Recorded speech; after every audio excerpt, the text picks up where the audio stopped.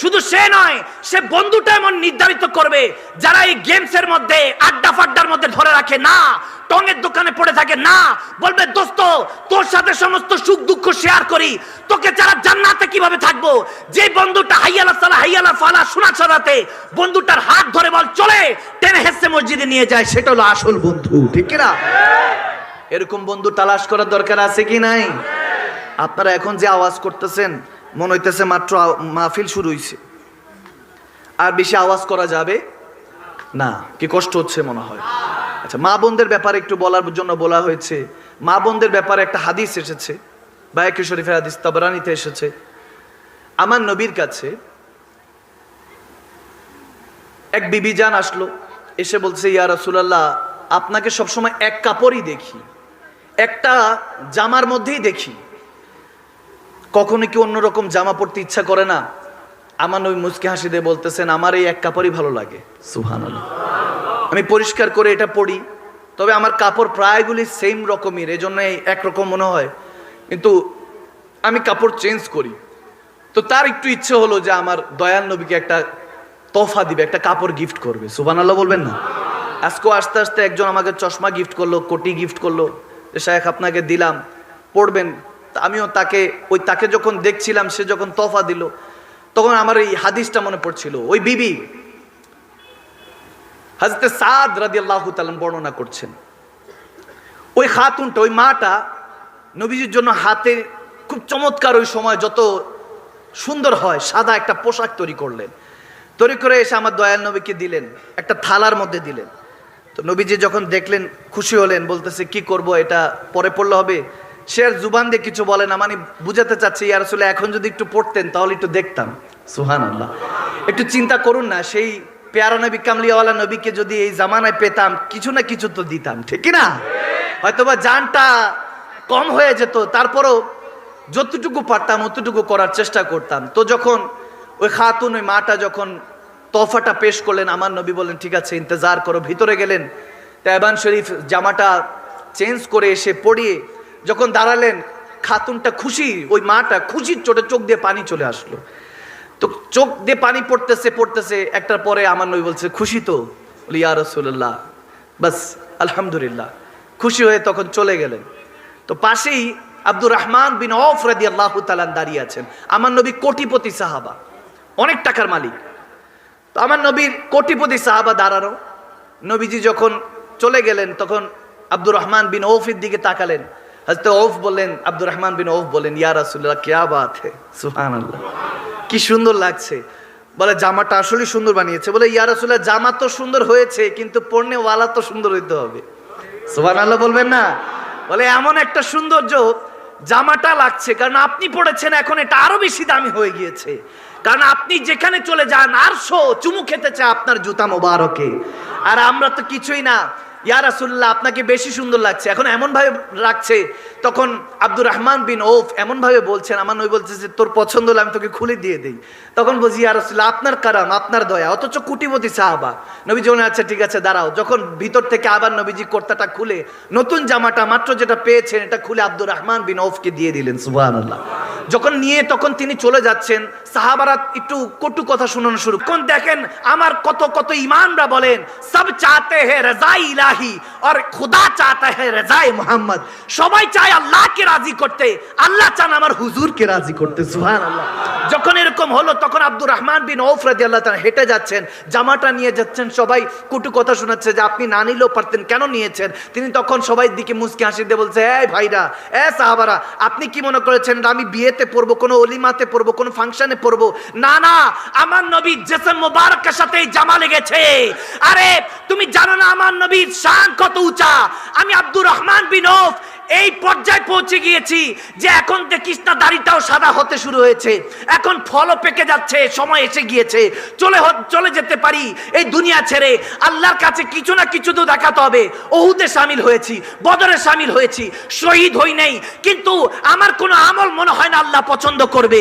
এজন্য হুজুর যখন জিজ্ঞেস করছে আমার আকা যে আব্দুর রহমান বিন আওফ পছন্দ হয়েছে খুলে দিয়ে দিব, মানার করি নাই যে চলে তো যাব, যেতে যেতে আমি ওয়াসিয়ত ওসিয়ত করে যাব পরিবারের কাছে, যখন আমি কবরে শোয়াবি, আমি যখন মৃত্যুর বিছানায় শুয়ে যাব কবরে আমাকে রাখার সাথে আমার নবীর কাপড়টা আমার সাথে পাঠিয়ে দিস। সুবহানাল্লাহ,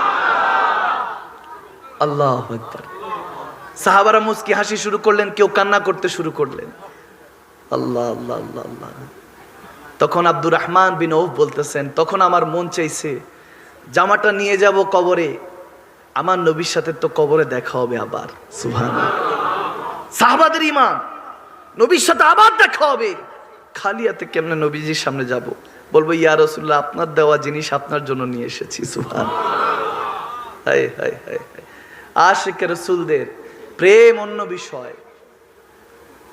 আল্লাহু আকবার। কষ্ট হচ্ছে না তো বাবা? মা বোনদেরকে বলবো, ধৈর্য হারা হবেন না।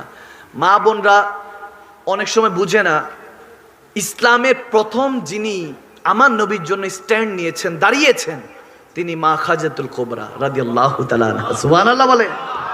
মা খাদিজা আমার নবীর প্রথম স্ত্রী, আম্মা জান কেবলা, তিনি দাঁড়িয়েছেন আমার নবীর সামনে, এসে বলতেছেন আমার হুজুরকে কেউ কিছু বলার আগে আমি খাদিজাতুল কুবরাকে বলতে হবে। সুবহানাল্লাহ বলেন। ইসলামে প্রথম কোন পুরুষ দাঁড়ান নেই, একজন নারী দাঁড়িয়েছেন। এজন্য মা বোনদেরকে বলবো, ধৈর্য হওয়া যাবে না, আমার কাছে আসেন, কিতাব আমি দেখাবো। মা জাইনাব, মওলা আলী শাহজাদি আমার নবীর নওয়াসা, কারবালার প্রান্ত থেকে একা একা গিয়েছেন। এখানের মধ্যে যদি আমি কারো হাত কেটে দেই, সব দিবে দৌড়, কারো পা কেটে দিই দৌড় দিবে, ভয়ে দৌড় দিবে, আঙ্গুল কেটে দিলেই দৌড় দিবে, একটা আঙ্গুল কেটে ফেললে সহ্য করতে পারবে না, দৌড় দিবে। মা জয়নবের সামনে তেনার ভাই, তেনার ভাতিজাদের টুকরো টুকরো লাশ, টুকরো টুকরো হয়ে আছে। ইমামে হোসেনের কারবালার সর মোবারক শুলির মধ্যে চড়িয়ে নিয়ে যাচ্ছে।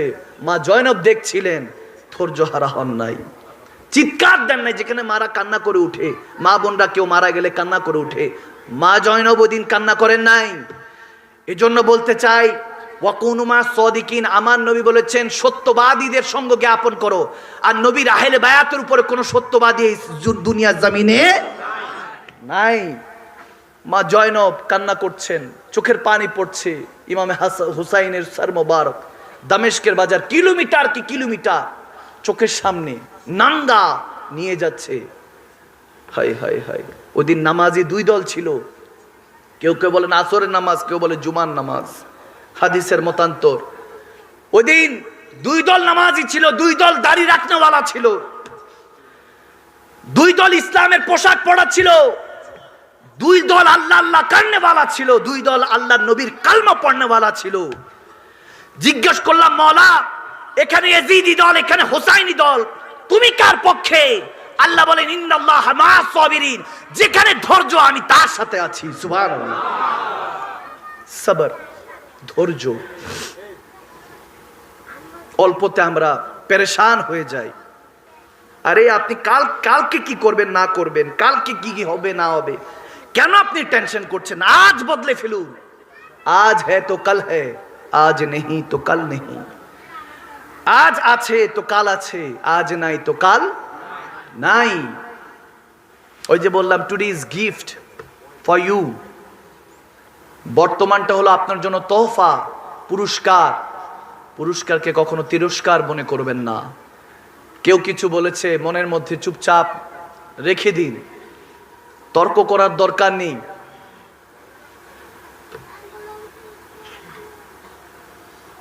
দুঃখ মিয়া, কাজী নজরুল ইসলাম, প্রাচ্যের অক্সফোর্ড ঢাকা ইউনিভার্সিটিতে নাকি নিয়ে পিএইচডি করা হয়, ক্লাস 8 পাস, নবীর প্রেমে ফানা হয়েছেন। ইজ্জতটা বাড়িয়ে দিয়েছে কে? তোরে করে দুঃখ ছাড়া কি পেয়েছিস অবিশ্বাসী, ঠিক না?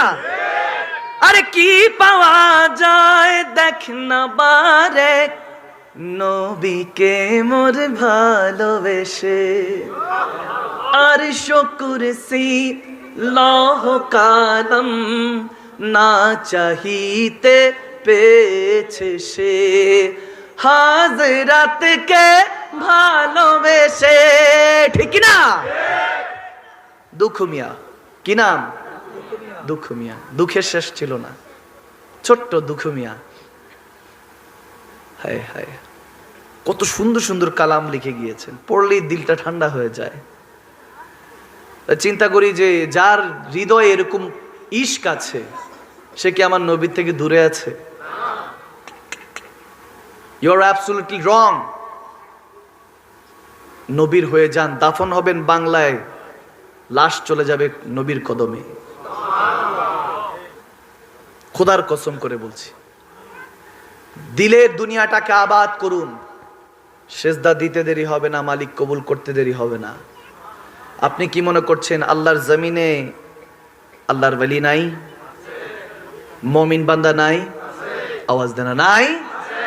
আপনি তাহলে জানেন না, আপনি ল লাগান নাই, মন লাগান নাই, আল্লাহ ওয়ালাদের প্রেমে নিজেকে ফানা করেন নাই, কোন আওলাদ রাসূলের সাথে দেখা হওয়ার পর ভালোবাসেন নাই, কোন আল্লাহ ওয়ালাকে জড়িয়ে ধরে বলেন নাই যে আমি রাসূলুল্লাহকে ভালোবাসি, আপনাকেও ভালোবাসি, আপনাকে ভালোবাসি আল্লাহ রাসূলের সন্তুষ্টির জন্য। বুগযু ফিল্লাহ ফি রাসূল, হুব্বু ফিল্লাহ ফি রাসূল, আল্লাহ রাসূলের জন্য ভালোবাসা, আল্লাহ রাসূলের জন্য ঘৃণা, এরকম কখনো ল লাগান নাই। তাহলে শুনেন পটিয়া চট্টগ্রামের বাসিন্দারা, এখনো আল্লাহর জমিনের মধ্যে যারা 2 রাকাত 4 রাকাত নামাজের মধ্যে আত্তাহিয়াতু লিল্লাহি ওয়াস সালাওয়াত ওয়াত তাইয়্যিবাত, আসসালামু আলাইকা আইয়ুহান নবী, যখন 2 রাকাতের তাশাহুদের মধ্যে আত্তাহিয়াতু নবীজির জন্য আল্লাহর কাছে বলে আল্লাহ সব কিছু করেছি, তোমার রুকু করেছি, সিজদা করেছি, তাসবিহ তাহলিল পড়েছি, এখানের মধ্যে যখন আসসালামু আলাইকা আইয়ুহান নবী, আমার নবীকে যখন 2 রাকাত 4 রাকাতে বসে মুমিন বান্দা সালাম দেয়, তখন গুম্বাদে খাবজা থেকে আমার নবী বলেন ওয়ালাইকুম সালাম ইয়া উম্মতি,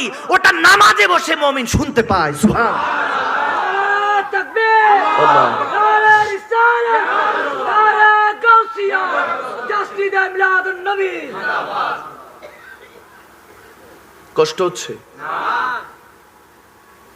এখন ওই উম্মত আছে, আপনাকে তালাশ করতে হবে, আপনাকে, আপনাকে তালাশ করতে হবে। যেমনি ভাবে রিজিক তালাশ করেন, তেমনি ভাবে কোন আল্লাহ ওয়ালাকে তালাশ করতে হবে, যিনি আপনাকে দেখাবেন। আজকের মেহফিল তো শেষ হয়ে যাবে, আবার আগামী 1 বছর বাঁচেন কি মরেন কে জানে। খুঁজুন, তালাশ করুন। तलाश हम सफर में गुजरा हर एक जमाना, क्या जमाना निकली ये जमाना, तलाश हम सफर गुजरी एक जमाना। আপনাকে এই জামানাতে খুঁজতে হবে। রব্বে করিম আল্লাহ ওয়ালাদের সঙ্গ জ্ঞাপন করার তৌফিক দান করুন। আমিন বলেন, আমিন বলেন। শুধু একটা হাদিস দিয়ে আমি আগাজের দিকে শেষের দিকে চলে যাব। আপনাদের মনে হয় কষ্ট হচ্ছে, 12:30 বাজে, প্রায় 1-1.5 ঘন্টা হয়ে গেছে। কি কষ্ট হচ্ছে? আমি প্রায় সময় খেতাবাত করার সময় যখন হঠাৎ সময়ের দিকে তাকাই, কারণ সময় অনেক গুরুত্বপূর্ণ বিষয়, আমাকে আবার দূরে চলে যেতে হবে, 7-8 ঘন্টার রাস্তা। তো সময়ের দিকে যখন দেখি, আমি 11:18 মাইক ধরছি, এখন দেখতেছি 12:40 বাজতেছে, প্রায় 1 ঘন্টা 20 মিনিট। আমার মনে হইতেছে 2-4 মিনিট হয়েছে। আপনাদের কাছে কি বিরক্ত মনে হচ্ছে? কি ঘন্টাখানিক কি মনে হয়েছে? আমার কাছে মনে হচ্ছে 2-4 মিনিট। তার মানে এরকম আরো 2-4 মিনিট করা যায়নি? আওয়াজ আসে না? করা যায়? মাশাআল্লাহ, আল্লাহ কবুল করুক, আমিন বলেন। বাদশাহ হারুন একদিন অনেক ত্রাস্টি পিপাসিত। বাদশাহ হারুন সুলতান ছিলেন, অনেক বড়, খুব ত্রাস্টি, পিপাসা পেয়েছে। সবাইকে খাদেমকে, আমার জন্য পানি নিয়ে আসো, কই পানির ব্যবস্থা করো, তাড়াতাড়ি পানির ব্যবস্থা করো। একজন পাঠালেন, কি ব্যাপার, ব্যবস্থা হচ্ছে না কেন? বাদশাহ নামদার, আমাদের প্রাসাদে যে পানি আছে শেষ হয়ে গেছে। আরেকজনের কাছে পাঠিয়েছি, তার কাছে কুয়া আছে, তার কাছে গিয়েছে, তারও পানি শেষ, কুয়াতে পানি নেই। এখন আরেক বাড়িতে আছে আরেকটা কুয়া, তার কাছে পানি আনতে পাঠিয়েছি। এখন বেচারার গরম। বাদশাহ হারুন রশিদ রুল করতেন, জামানা রুল করতেন, সারা পৃথিবীতে নাদের কথা শুনতে হতো। তার কথা বলছি, এখনো আপনারা আমার জন্য বসে নাই, চলে গিয়েছে। ত্রাস্টি, পিপাসিত, গরমে যখন এরকম হযরতে মালিক রাদিয়াল্লাহু তাআলা, ইমাম মালিক মাযহাবের ইমাম, দ্বীন ও মিল্লাত, উনি পাশে বসা, দেখতেছেন যখন 1 পেয়ালা পানি আনা হলো, বাদশাহ হারুন রশিদ পান করবে, তড়িৎ গতিতে পান করবে। যখন পান করবে, হযরতে মালিক দাঁড় করালেন, ইয়া বাদশাহ নামদার, একটু ওয়েট। এই পানিটা যেটার জন্য আপনি এতক্ষণ অপেক্ষা করছেন, এই পানিটা যদি ধরেন পৃথিবীতে এক পেয়ালাই আছে, কি করবেন? এটার মূল্য কতটুকু দিবেন? তিনি বলতে লাগলেন, আমার অর্ধেক রাজত্ব তাকে দিয়ে দিব। সুবহানাল্লাহ, অর্ধেক রাজত্ব দিয়ে দিব। বলে ঠিক আছে, পান করেন। পান করলেন, পানটা করে আলহামদুলিল্লাহ যখন শুকরিয়া আদায় করলেন, হযরত ইমাম মালিক বললেন, ইয়া বাদশাহ নামদার, এখন আরেকটা কোশ্চেন, আরেকটা প্রশ্ন। বলে কি প্রশ্ন? এই যে এখন শান্তি পেলেন, তৃষ্ণাটা নিবারণ হলো, এটা যদি প্রস্রাবের আকারে না বের হয়, যদি এরকম হয় যে আটকে যায়, তখন কি করবেন? তখন এটার মূল্য কতটুকু দিবেন? বলে বাকি অর্ধেক রাজত্ব তার নাম। সুবহানাল্লাহ। হযরত মালিক এই কথা শোনার সাথে সাথে ওনার পাগড়িটা, চাদরটা কাঁধের মধ্যে নিয়ে হাঁটা শুরু করলেন। বাদশাহ নামদার জিজ্ঞেস হতেছে, ইয়া হযরত মালিক, ইয়া শাইখ, কোথায় যাচ্ছেন? বলে জেনার কাছে তেনার পুরো সালতানাত, পুরো রাজত্ব এক পেয়ালা পানির কাছে শেষ। তেনার কাছে বসার কোনো দরকার নাই, আমি তেনার কাছে যাচ্ছি, জেনার কাছে সমস্ত কিছুর খাজানা রয়েছে। সুবহানাল্লাহ। কি বুঝলেন? কুল্লু মান আলাইহা ফান, সমস্ত কিছু একদিন ফানা হয়ে যাবে। সমস্ত কিছু আপনার জন্য আর কোনো কিছু ওয়েট করবে না। আপনি কি মনে করছেন আজকে মারা গেলে দুনিয়া আপনার জন্য ওয়েট করবে? You are absolutely wrong. দুনিয়ার গতিতে চলবে। দুনিয়া ভুলে যাবে 3 দিন পর। 3 দিন পর আপনাকে স্মরণ করনেওয়ালারা স্মরণ করবে খাবারের মাধ্যমে, দোয়া করে চলে যাবে। 40 দিন পর আসবে আত্মীয় স্বজনরা, কেউ নতুন নতুন দেখতে থাকবে, একে অপরের খোঁজ খবর নিবে। আজকে যে আপনার 40 অনেকে ভুলেও যাবে। আর যাদের জন্য পরিবর্তন হবেন না, হলে কি হবে, সমাজ কি বলবে, এটা চিন্তা করছিলেন, 40 দিন এসেই তারাই বলবে যে গোশতই পাই নাই, এটাই বলবে। বুঝেন না আমার কথা? দিস দ্য ট্রুথ, এটাই সত্য। আজকে পরিবর্তন হয়ে যায়। ওই যে বারবার বলতেছি, আজ আপনার জন্য অনেক বড় নিয়ামত এখনো খোলা। এখনো আপনি যে মনোযোগ দিয়ে কথাগুলি শুনছেন, আল্লাহর ইজ্জতের কসম করে বলতেছি, আপনার জন্য আল্লাহ হেদায়েতের পথটা এখনো খোলা রেখেছেন। এই জন্য কথাগুলি আপনার কান দিয়ে মন পর্যন্ত যাচ্ছে। এখানের মধ্যে যে কোনো একটা লাফজ আপনার যদি কবুল হয়ে যায়, আপনার কান দিয়ে মন পর্যন্ত পৌঁছে যায়, তাহলে সেই কামিয়াব হয়ে যাবে। আল্লাহ তাবারক ওয়া তাআলা আমাদেরকে কামিয়াবি নসিব করুক। আমিন বলেন, আমিন বলেন। আপনাদের মনে অনেক কষ্ট হচ্ছে, আমি আর সামনে আর বের হবো না, যেহেতু অনেক রাত পর্যন্ত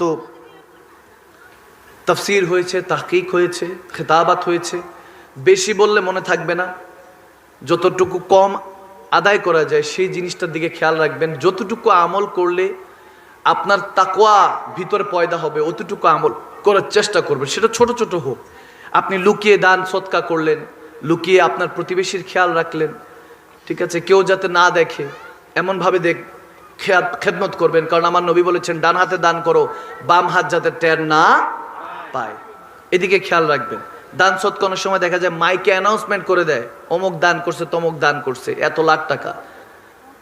তুমি দান করলা কোথা থেকে? তোমাকে আল্লাহ তৌফিক দিয়েছে বিধায় তুমি দিতে পেরেছো। এটা মাথায় রাখতে হবে। কখনো উলামায়ে কেরামদেরকে নিয়ে কখনো বাজে মন্তব্য করবেন না, এটা প্রথম সবক আপনাদের জন্য। আর যদি সুন্নি আলেম হয়, মরে যাবেন, আপনাকে জোর করে বিষ পান করানো হলো, সুন্নি কোন আলেমের বদনাম করা যাবে? আমার নবীর ওয়ারিস, ওয়ারাসাতুল আম্বিয়া, নবী রাসূলদের ওয়ারিস। একটা গলতির কারণে আপনার সারা জীবন বরবাদ হয়ে যেতে পারে। সারা জীবন। কে কার খানদানের আপনি কেমনে বুঝবেন? হযরত ফরিদুদ্দীন আত্তার রাহমাতুল্লাহ আলাইহি তাযকিরাতুল আউলিয়া যিনি কিতাবটা লিখেছেন, মশহুর আলেম। এক মিষ্টির দোকানে এক ফকির গিয়ে বলছে, এই মিষ্টি দে, মিষ্টি না দিলে তুই জ্বলে যাবে, এখনই গজব পড়বে। বলে যা যা যা। মালিক বলে, যা, কি বিরক্ত করছে, যা। এরকম মাঝে মাঝে হয়, কিন্তু বিরক্ত হয়ে আমরা যা যা। ফরিদুদ্দীন আত্তার রাহমাতুল্লাহ আলাইহি ওখান থেকে হেঁটে যাচ্ছিলেন। এখন জামানার ইমাম তো সবাই চিনে। উনি দৌড়ায় গেলেন কাছাকাছি যাওয়ার পর মিষ্টিওয়ালা যে মালিক, সে সালাম দিল, আসসালামু আলাইকুম ইয়া শাইখ। ওয়ালাইকুম। মিষ্টি তাড়াতাড়ি দাও, তাড়াতাড়ি মিষ্টি দাও। এখন হুজুর বলছেন আর মানা করা যায় না, মিষ্টি দিয়ে দিছে। পাগল ফকির দিয়ে দিছে, হাসতে হাসতে চলে গেছে। যাক, ঠিক আছে। তখন ওই মিষ্টিওয়ালা বলতেছেন, কোনো বানানো কিচ্ছা কাহিনী বলতেছি না, এগুলো কিতাবের মধ্যে এসেছে। মিষ্টিওয়ালা বলছে, হুজুর এমনি পাগল, ছালা টালা পরে এরকম করে আর কি, যার মানে মানুষের কাছে যা চায় বা বলে। বলে যে দে মিষ্টি, খেতে চাইলে হঠাৎ করে বলে, এরকম পাগলামি করে, পাগল, একটু পাগল ভেষ। আপনি দিতে বললেন, বলে আমি জানি তার ভিতরে কিছু নাই, আমি দূর থেকে দেখছিলাম তার কর্মকাণ্ড, জানি তার ভিতরে কিছু নাই, কিন্তু ভালো মতো লক্ষ্য করে রাডার যখন লাগিয়েছি, ভালো মতো লক্ষ্য করে দেখি তার পূর্বপুরুষ সব ওলি আল্লাহ, গজ কুতুব। কি বুঝলেন?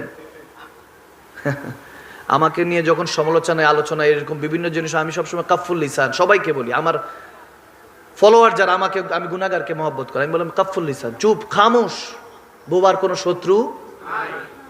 এটা বড় বড় দামি জিনিস, এটা থেকে বের হবে যেটা, এটা বেশি চালায় মা বোনরা। মা বোনদের উদ্দেশ্যে বলবো, স্বামীর সামনে এটা চালানো যাবে, খবরদার। আল্লাহ আরশের মালিক টান দিয়ে জান্নাতটা আপনার স্বামীর কদমে রেখে দিয়েছে। সুবহানাল্লাহ কয় না? কি কথা কি আমার বোঝা যায় না? আমি বুঝছি আপনাদের কষ্ট হচ্ছে, বাদ দিয়ে আজকে তাহলে মা বোনদের উদ্দেশ্যে। আবার মা বোনদের মাঝে মাঝে তারিফ করবেন, তারিফ তো করেনি না, কি রাখছে মুখেই তো না, মুখ একটা বাংলার পাস ছাড়া তো কিছু বানাইলেন না। মাঝে মাঝে তারিফ করবেন, চমৎকার রেঁধেছো, ফ্যান্টাস্টিক, মার্ভেলাস, আমি এরকম খাই নাই জীবনে। আজকে গিয়ে আবার তারিফ করেন না, পাশের বাসার ভাবি রান্না করে দিলে ঝামেলা হইব, ওদিকেও খেয়াল রাখেন। তা আবার জুতার বাড়ি একটাও মোটামুটি মিস হইব না। আল্লাহ আমাদেরকে হেফাজত করুক, আমিন বলেন। মাঝে মাঝে ঘুরতে নিয়ে যাবেন, সিরুফিল আরদ, জমিন ভ্রমণ করাবেন, কক্সবাজার নিয়ে যাবেন, সিলেট নিয়ে যাবেন, আল্লাহর ওলিদের জিয়ারাতে নিয়ে যাবেন। কি বোঝা যাচ্ছে তো? ইনশাআল্লাহ ঘুরতে নিয়ে যাবেন, মন ভালো থাকবে। আপনার সন্তানকে মানুষের মতো মানুষ করছে, সেই কারিগরটার মন ভালো রাখবেন। মাঝে মাঝে যেটা খাইতে চাই কিনে দিবেন, সবসময় ডিপেন্ডেবল থাকবেন না। আপনি সালাম দিবেন আগে, আপনার রানী সালাম দিবেন, আসসালামু আলাইকুম, কেমন আছেন। ঘর থেকে গিয়ে, বাইরের থেকে গিয়ে সালামটা আগে দিবেন। কারণ যখন সালামটা নিয়ে বেরোলেন জায়গা, আবার যখন সালামটা দিবেন দেখবেন রহমত নিয়ে বেরোয়েছেন, রহমত নিয়ে আল্লাহ পাঠিয়েছে। সুবহানাল্লাহ। ঘরের মধ্যে রওনাক চলে আসবে। এগুলোর আদবগুলি আদিনী করলে আদব, দিন প্রতিষ্ঠা আদবের উপর। আমরা আদব, স্বামী স্ত্রীর আদব কি, মা বাবার আদব কি, গুরুজনদের আদব কি, এলাকার মধ্যে হাঁটার আদব কি, মসজিদে যাওয়ার আদব কি, মুরব্বীদের সাথে কথা বলার আদব কি, এগুলো শিখতে হবে। দরকার আছে কি নেই? এগুলো শিখতে হবে। আদব, আপনার ভিতরে যত আদব থাকবে, অন্যের প্রতি রেসপেক্ট বাড়বে, রেসপেক্ট করবেন, দেখবেন আপনার ইজ্জতটা বাড়িয়ে দিবে কে? ওয়া তুইজ্জু মান তাশাউ ওয়া তুযিল্লু মান তাশা। এটা সবসময় মাথা রাখবেন। সম্মান করবেন, সম্মান করলে সম্মান পাবেন। আল্লাহ তাবারক ওয়া তাআলা তৌফিক দান করুক, আমিন বলেন। আর মা বোনদেরকে বলবো, স্বামীর মুখে মুখে মুখে কখনো তর্ক করা যাবে না, এটাও বলবেন, এটাও হাদিস। কখনো স্বামীর মুখে মুখে তর্ক করা যাবে না। আর কখনো কোনো পুরুষ দাসীবান্দি মনে করে আবার মা বোনদেরকে, কখনো স্ত্রীকে পেটানো যাবে না, হাত তোলা যাবে না। শাসন করবেন, যদি না শুনে তাদের প্যারেন্টস ডাকবেন, শ্বশুর শাশুড়ি ডাকবেন, সুলা করবেন। আর আমার নবী তো হাদিসে বলেই দিয়েছেন, শেরে খোদা আলী এটা বর্ণনা দিয়েছেন যে তোমার স্ত্রী তোমাদের বাম পাজর থেকে তৈরি, বেকা হাড্ডি তো একটু তেরামি করবেই। আওয়াজ দেয় না? একটু তেরামি করবে, একটু আপনার সাথে মাঝে মাঝে মনোমালিন্য হবে। যুবকরা কইতেছে হুজুর কোলবালিশের সাথে দিন যায়, কি কইতেছে আল্লাহ মালুম।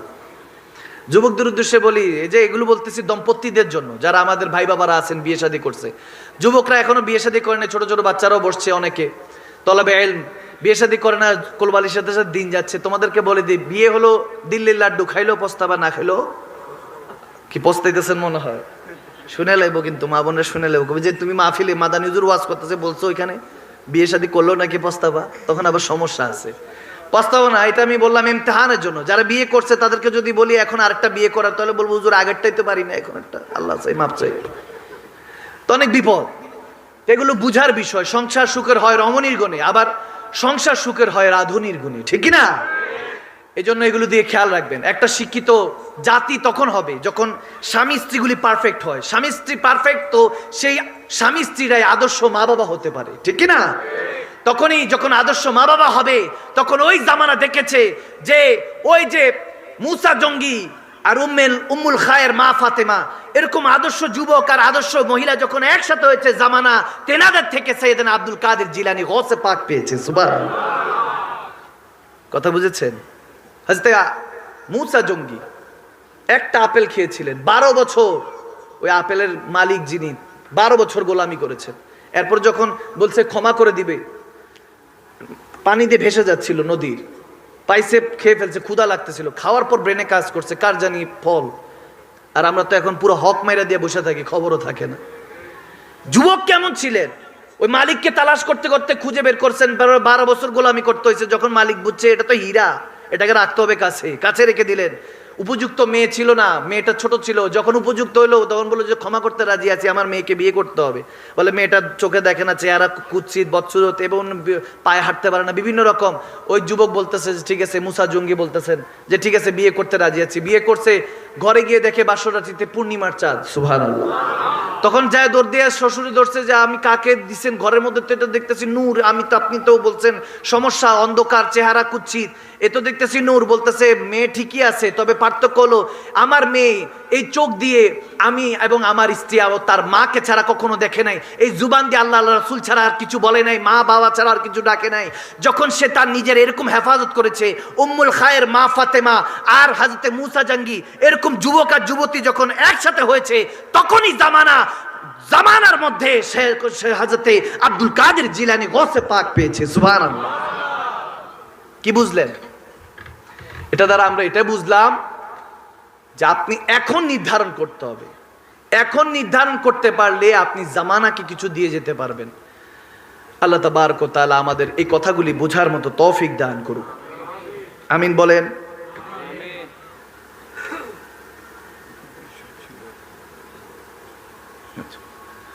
তো আজকে প্রায় 1টার মতো বাজে, এত রাত পর্যন্ত আপনারা বসেছেন।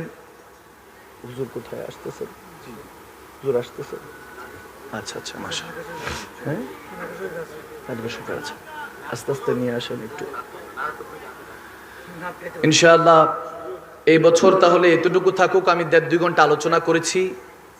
আল্লাহ তাবারক ওয়া তাআলা এই কথাগুলির উপরে আমল করার আমাদের তৌফিক দান করুক, আমিন বলেন। আমি জানি যে একটু কালাম শোনার জন্য বসছেন, জি জি, কালাম শোনার জন্য বসছেন যে হুজুর একটু কালাম কখন ধরবে। ভাবছিলাম যে একটু কালাম পড়বো, আপনাদের মনোযোগ আছে কি নাই, আবার কষ্ট হয় কি না।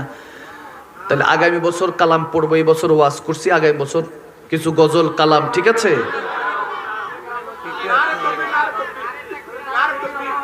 ওয়াজ শোনার সময় তো এরকম মনোযোগ দেখি না, এখন তো হুজুর একটু নাড়ে থাকে। আমি ওই প্রায় সময় ঘটনাটা বলি, অনেকে জানে যারা আমার মেহফিলে বসে। আগ্রাবাদে এরকম মাহফিল চলতেছিল, 1টা-1.5টা বাজে। হঠাৎ করে এক মুরব্বী বললো তো দোষ,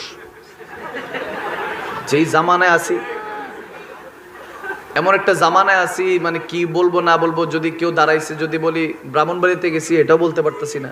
বৈশা যান, বসেন, এটাও বলা যায় না। কুমিল্লা গেছি, নতুন বলা যায় না, মুরব্বী বলা যায় না। এমন জামানায় আছি, আল্লাহ আমাদেরকে হেফাজত করুক। তো এক বয়োজ্যেষ্ঠ আর কি মুরব্বী, উনি হঠাৎ করে বলে উঠলেন হুজুর বোগ লাগি। কি লাগি? বোগ লাগি। তাই আমি ভাবছি যে কি, এটা কি লাগছে, আমি তো বুঝি নাই। বললাম এটা what is the meaning of বোগ লাগি, অর্থ কি? তো অনেক বছর আগে, 8-10 বছর আগের কথা। তো হুজুর বলতেছেন যে ওই হাজরত বলতেছেন হুজুর ক্ষুধা লেগেছে, ইমানের কথা শুনেছি কিন্তু রুহের ক্ষুধা লেগেছে। হুজুর আসতেছে।